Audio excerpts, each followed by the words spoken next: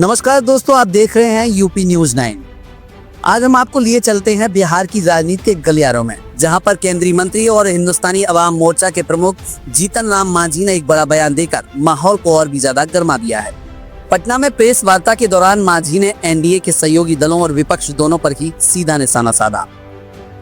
दरअसल मांझी ने खास तौर पर लोक जनशक्ति पार्टी रामविलास के अध्यक्ष चिराग पासवान को नसीहत देते हुए कहा कि चिराग जी, हाथ जोड़कर कहता हूं, अपना भविष्य एनडीए में ही तलाशिए।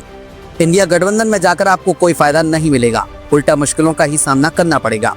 उन्होंने साफ कहा कि चिराग पासवान को सही रास्ता अपनाना चाहिए और एनडीए के साथ रहना ही उनके लिए सुरक्षित विकल्प है।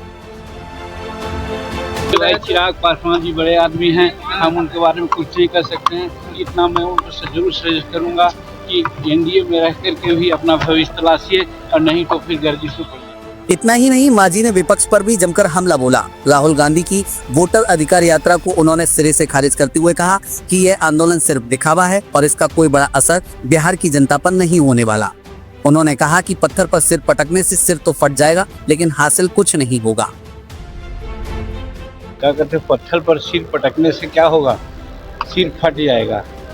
उसी प्रकार से ये लोग कर रहे हैं तो गलत न कर रहे हैं।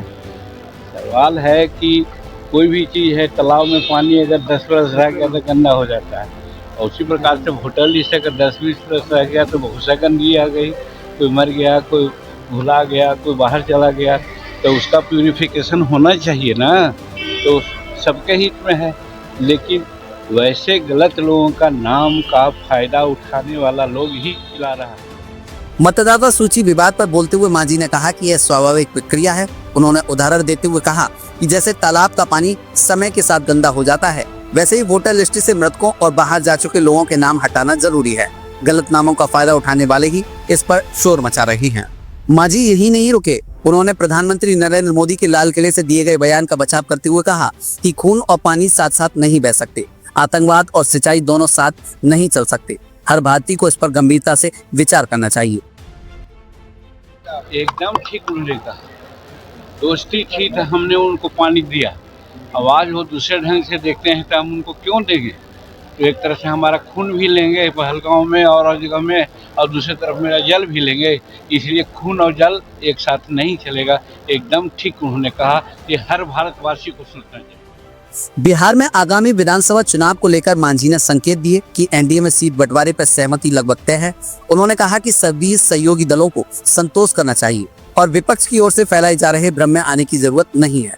मांझी ने राहुल गांधी और तेजस्वी यादव पर तंज कसते हुए कहा कि उनके आरोप खुद उनकी पोल खोल रहे हैं।